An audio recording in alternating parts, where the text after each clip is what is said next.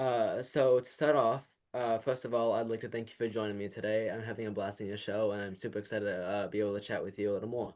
And so to start off, can you please explain a little bit about yourself for those who don't know who you are? My name is Stephen Gregg. I'm a playwright. I write pretty exclusively for high school students. I write plays for high schools to perform, which is really something that didn't. It's a profession that didn't really exist maybe 20, 25 years ago. What happened is that over time, the plays that professional theaters did, casts got smaller and smaller because the cast is the big expense in theater. And so uh, and so professional shows today don't really translate that well to high schools because the high school theater wants probably 17 or more. Like Trap has play you're in has I think 43 speaking parts, and I don't know how many cast members you're using. 18. So how many? 18. 18, great. So a lot of people get to double, which is useful for high school teachers. So that's the sort of niche that I found myself working in. That's Um, awesome. And so, when did you first know you wanted to be a playwright, and especially for the high school genre? And what was some of the early steps that you took to pursue it seriously? uh, Ever since I was very young, I wrote short stories.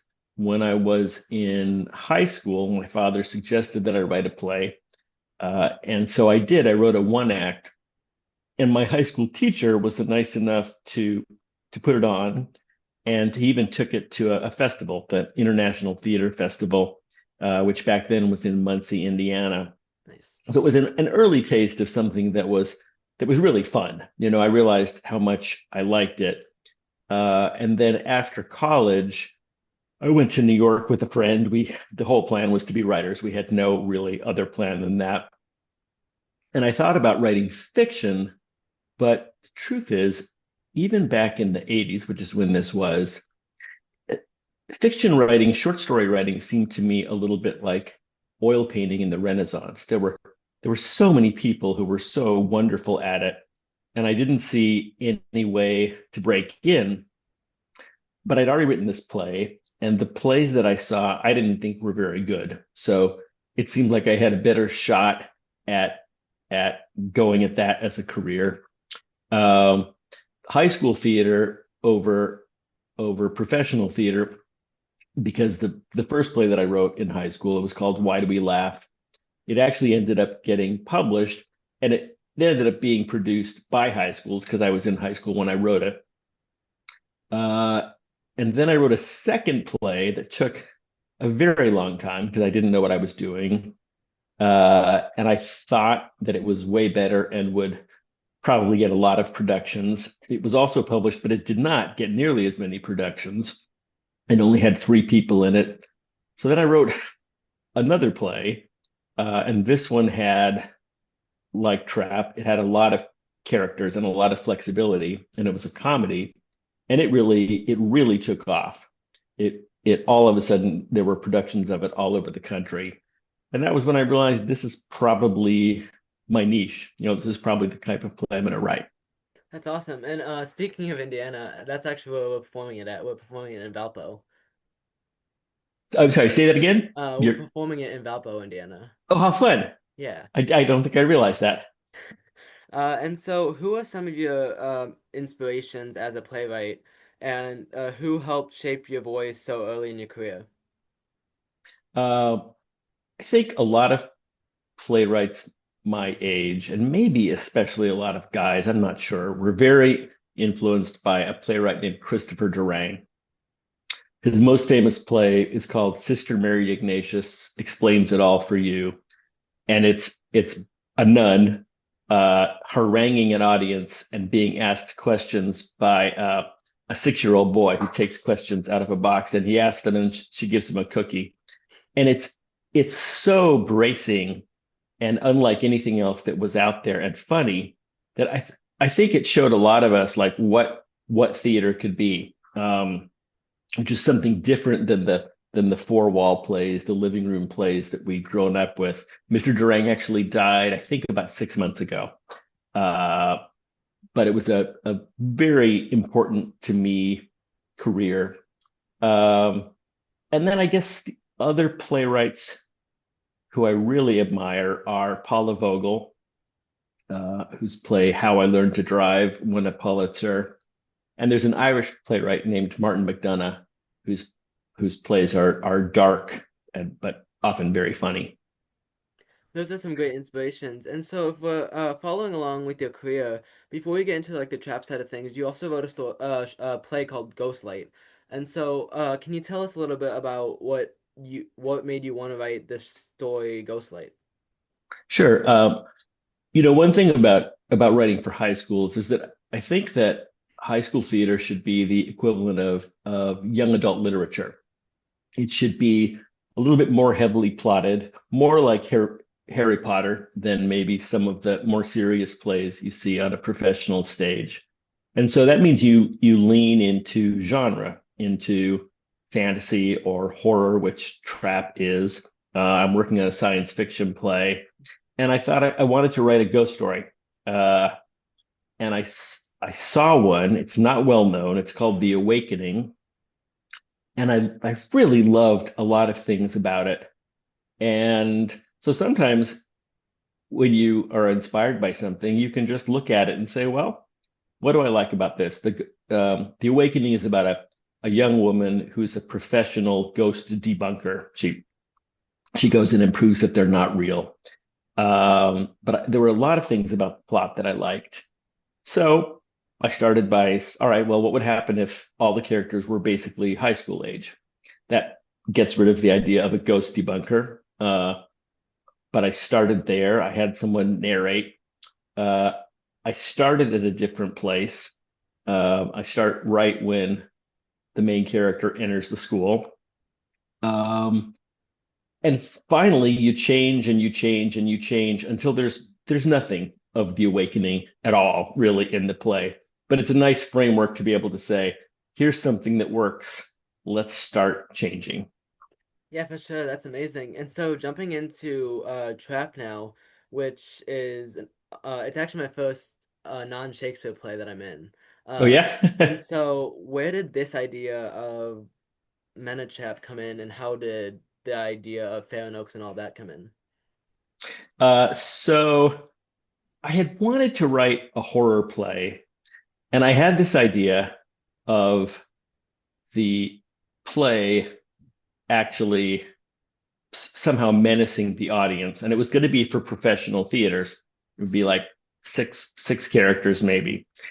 Relatively soon, I realized I write for high schools. High schools are the ones who like horror more than the professionals. So I switched that, and when I switched it, I realized that the menace, which had been real in the professional version of the play, had to be supernatural. I don't have any interest in writing some horrible, violent play. So then I had to make up um, what these what the danger was, what these creatures were, and kind of figure it out as I went along.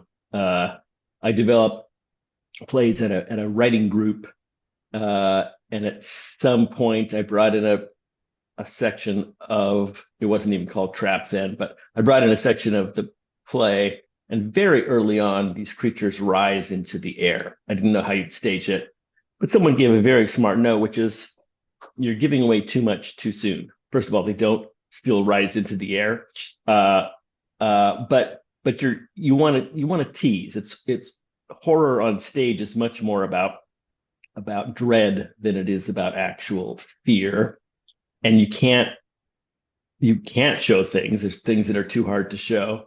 So I got smart notes about slowing everything down.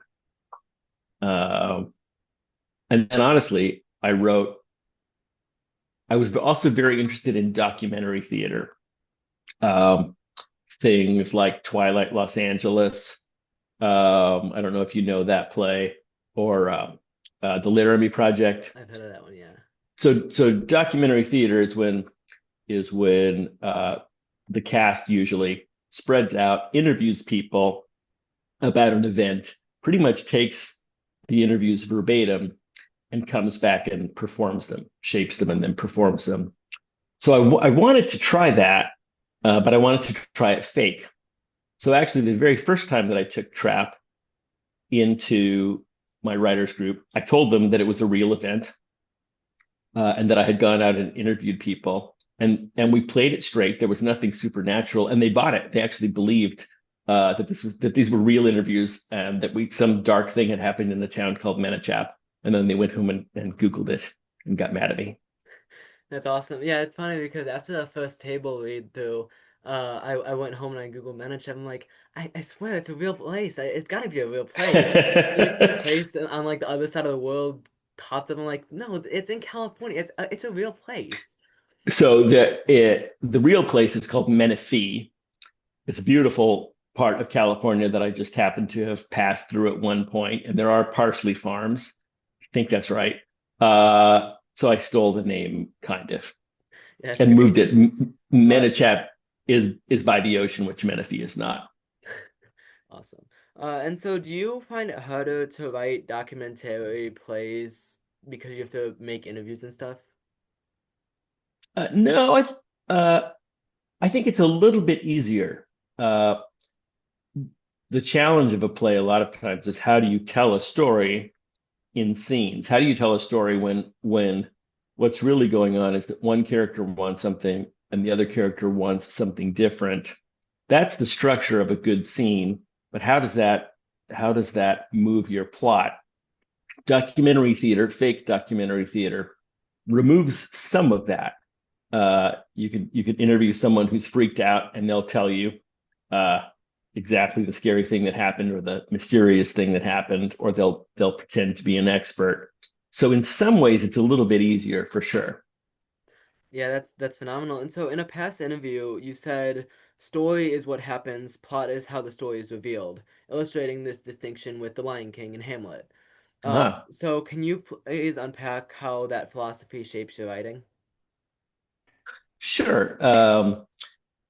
The I think writers describe themselves in one of two ways. There are plotters who figure out the entire story ahead of time, and there are pantsers. In other words, they're writing by the seat of their pants and figuring out things as they go along. I am somewhere in the middle. I like to have a sense of where the story is going, but I don't always know where it's going. So uh, a lot of times, even in the play that I'm writing right now, there was something, it's a fantasy play, and there was something interesting about the world, kind of dark, actually. And for three drafts, someone has just said what it is. And then I realized it's actually kind of a terrible thing. So I moved it. That's the story stays the same. People are still being fished into another world, but the plot is different because now it's revealed much later, and it's used as a weapon. Somebody says, "Here's what's happening," and uses it as a punch. Um, do you know? Is it worth going over Hamlet and the Lion King, or do you have a sense of how that works? A little bit, yeah. Uh, I mean, it's really well disguised. You take Hamlet and you start it when he's a baby instead of after his father is killed by his uncle. Change it to a cartoon. You change everyone into animals. Make it a musical. I don't think anyone for a few years realized exactly what had happened. That it's Hamlet. So yeah, you can really. It's still Hamlet, but it's awfully well hidden. Oh yeah, for sure. And so, when you start a new play, what is your first few steps to starting a new play and building this to make it what it is in the end? It really does vary uh, what the inspiration is. I'm writing a take on, well, I just finished a play that's based on Peter Pan. It's called The Neverland Project. So there was a lot of raw material to start with. Uh, and then I was able to step back and say, well, first of all, there are so many Peter Pan plays out there. How do I make mine different? Um, what are the things that are going to distinguish it, and who are the characters who aren't necessarily in the version that we already know? So it's essentially it's the same story, but with some characters we haven't met in other versions. Sometimes it just starts with a big theatrical gesture. Uh, in this case, we take the audience to Neverland by blindfolding them, Oh, and then changing the set while they're blindfolded. That was basically the first impulse, and then I worked around it from there. that's great. And so moving on, if you could give advice to your younger self, what advice would you give him?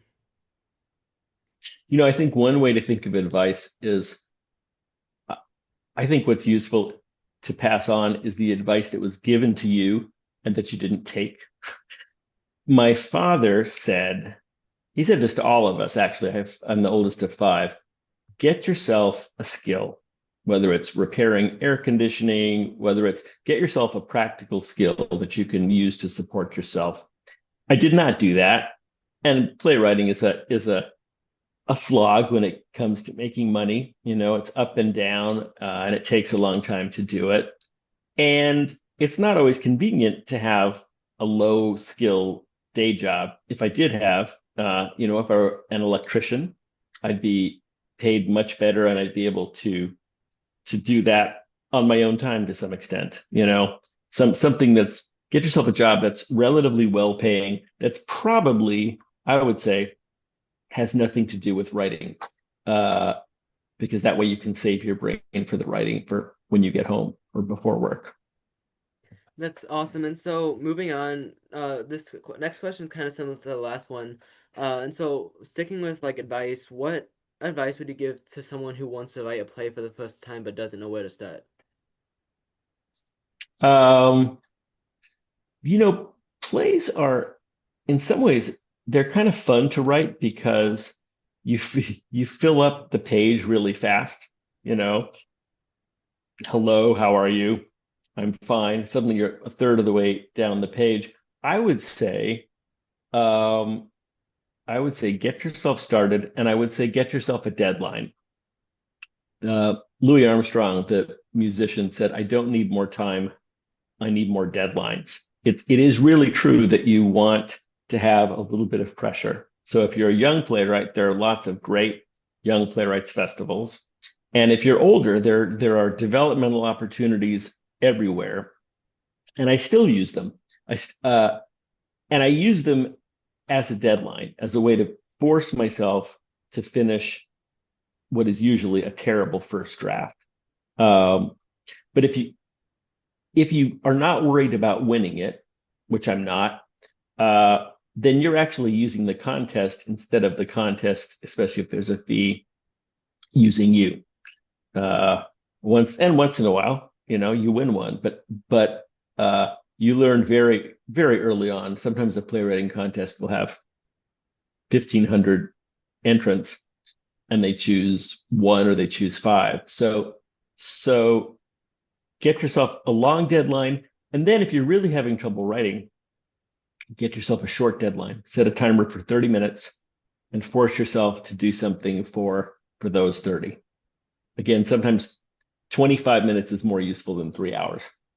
For sure, that's great advice. And so that actually wraps up the interview today. I'd like to thank you for joining me. Absolutely. I was delighted to be here. Thank you very much. Thank you so much.